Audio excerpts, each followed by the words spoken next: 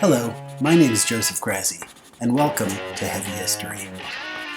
So today I'm going to kindly ask that you all strap your emotional seatbelts on, as I'm going to be talking about some specifically extra heavy history in this episode. And of course, apologies in advance to anyone that I might offend. It's just there's a particularly dark chapter of science in our history that I find to be both extremely important and unfortunately extremely ignored. And I really think now more than ever it's important that we finally start to talk about it. It's a topic that's absolutely not taught in the classroom, and one that frankly schools as a whole have been turning their backs on for decades now. And honestly, I get it. They want to keep kids away from the truth because the truth is ugly.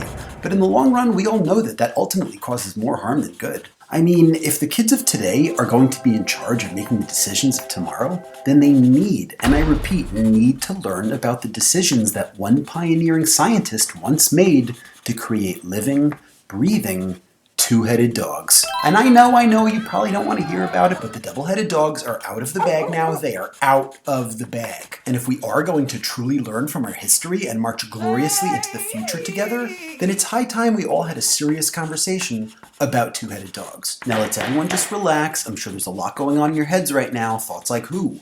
What? Why? What is life? Why am I even watching this ridiculous video to begin with? And like, why am I not at work right now? But you know what? Stop. Just stop, okay? Because you are watching this video. And I seriously doubt you ever even had a job to begin with. So let's all just sit down together and breathe. Just breathe.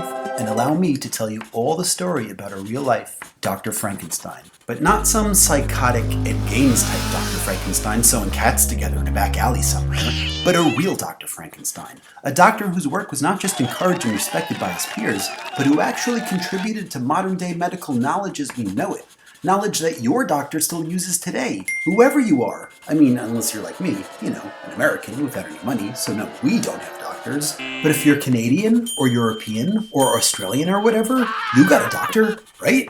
And your doctor is a better doctor because one brave scientist saw a dog one day and dared to ask that one question that has plagued mankind for thousands of years by pulling up his pants and saying, you know what? Yes, I'm going to add another head onto that fucking dog. Like for real, turn that shit up to 11 because it is so on right now. Anyway, where do I even begin? How do I even begin? I guess I'll just start at the beginning with a little background. So for this story, we're going to be taking a little trip back in time to one of the more unconventional places on the bookshelf of history, that place being the science laboratories of the Soviet Union in the early 1950s under the rule of a one at Joseph V. Stalin. And it is in this little communist corner of history where I'm going to introduce you to these double-headed bundles of joy and psychological horror, and more importantly, to the mad genius who gave life to them in the first place. So who was this dashing, charismatic psychopath, you ask? Well, that would be none other than Dr. Vladimir Demikhov, of course. A man of vision, a man of medicine, a man of the people, and a man who may also have actually been a demon spawn from the darkest pits of hell. I mean, who's to say that the two are mutually exclusive? I don't know. I'm not a doctor. But what I do know is this. Demikhov was born on July 18th, 1916, to a family of Russian peasants living on a small farm in the northern part of Russia's Volgograd region. He had a rather normal Russian peasant upbringing, outside of the fact that young Vladimir took a rather thorough interest in all the different types of animals that a young Dr. Frankenstein like himself would meet growing up on a rural farm 100 years ago in Russia. And as the young Vladimir grew, so did his obsessive interest in playing with animal parts, which would eventually become an obsessive studying of animal parts. And it was because of this early passion that gave way to an early and impressive understanding of biology as a whole, which would in turn allow young Vladimir to rise far above his humble peasant roots and soar all the way up to the prestigious Voronezh State University, where in 1937 he created the world's first artificial heart and successfully implanted it into, you guessed it, a dog. That proud canine warrior survived a full 2 hours after the surgery, which in 1937 was pretty much a full 2 hours longer than anyone had ever accomplished before. Again, big deal. Then, in 1940, Demikhov graduated with honors from Moscow State University, where he published his first scientific work. Again, work that your doctor still uses today, whether they know it or not. Like for real, remember that embarrassing doctor visit you had just a few years back? And the pills they gave you to make that mysterious rash go away? Yeah, you got two-headed dogs to thank for that. I mean, sure, lots of other things also, of course, but I think it's safe to say that when it comes to two-headed dogs, nothing else really matters anymore. And now, I know you're all thinking, Joseph, you keep saying this ridiculous term, two-headed dogs, and yet you've shown us exactly one dog so far, and with exactly only one head. So either your math just isn't lining up, or maybe do like a less talk and more heads type of thing. And you know what? To that I say, let's do it. Let's just jump right in. So back to the dogs, back to the heads, back to the doctor, and now slightly forward to the year 1954. A year that saw Demikhov not just thriving in his medical work, but apparently in his satanic work as well. As this was the year that the good doctor also received his first true demonic vision. A vision that would lead him to devote the rest of his professional career to a new and radical scientific decision. The decision for which we are all gathered here today. The decision to take the living head off of one dog and attach it to another. But again, not attach it to another headless dog, but to a regular, already fully headed dog.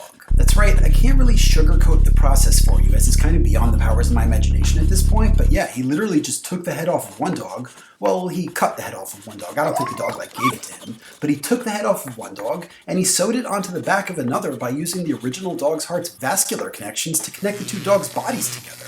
And again, we're not just here because Demikhov made these majestic nightmare creatures, we're here because these nightmares actually lived. Both of them. And while they didn't live for very long, they certainly lived long enough to provide us with some of the most insane and outright disturbing footage I have ever seen in the dark corners of the internet. Footage so bizarre that I can't even really morally justify encouraging you guys to look it up. So instead, I'm just gonna regular encourage you guys to look it up. But for those of you that aren't really in the mood to need bleach and holy water sprayed directly into your eyes, I'll do my best to just break it down for you myself instead. So the footage in question is short, but it's pretty goddamn specific and to the point. And that point is that of a cute little puppy head sewn crudely onto the back of an otherwise fully intact and healthy grown-ass adult dog. And while that adult dog mostly just kind of stands there looking around confused and dog-like, the puppy head, on the other hand, playfully nips at the adult dog's ear and eagerly looks around the room with its cute little puppy dog eyes, clearly and horrifyingly unaware of its newfound situation in life. Then, there's a short clip of the two heads drinking at the same time together. Disturbing, sure, but at least a nice show of solidarity. Unity and stuff. That's always fun. But then, there's another clip that's by far the most disturbing. And it's a clip of the adult dog running around a small yard with the puppy head not so consensually coming along for the ride. And what makes it so disturbing is that the puppy head kinda looks like it's having a good time. It's all like, hey everybody, look at me, look how tall I got, look how fast I'm running, this is fucking awesome, yeah. But no, sorry little guy, but you're like a beast of Satan now, and unfortunately the only running around you're gonna be doing is inside the heads of our most disturbed and violent criminals. And also mine. And now yours. Anyway, back to the story. So while these experiments weren't being done without some criticism, they were successful enough to turn our lovely Mr. Frankenstein into an actual Dr. Frankenstein, due to both his experiments and his coining of the word transplantology, which basically means exactly what you think it means. Like, do you know someone with a heart transplant? A kidney transplant? Are you well aware that due to your excessive drinking, you'll likely need a liver transplant yourself one day? Shit, I know I will, and I know that when I do, I'll have the great Dr. Vladimir to thank for it. Seriously, thanks, man.